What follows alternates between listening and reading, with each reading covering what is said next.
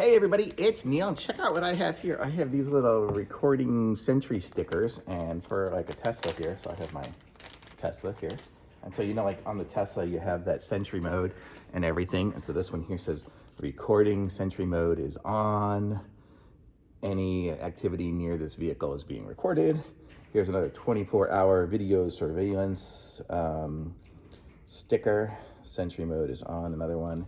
Got a whole bunch of them here. But let's see what these things are and how they stick on and how they work.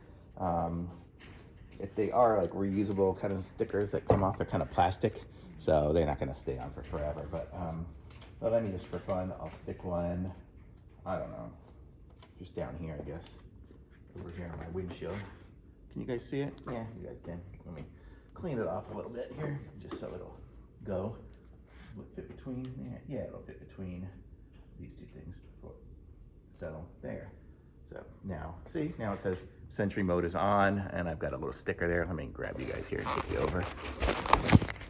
Okay, so here it is right there. And so now you see I put the sticker on, and then I could get it off if I want to. I could peel it off.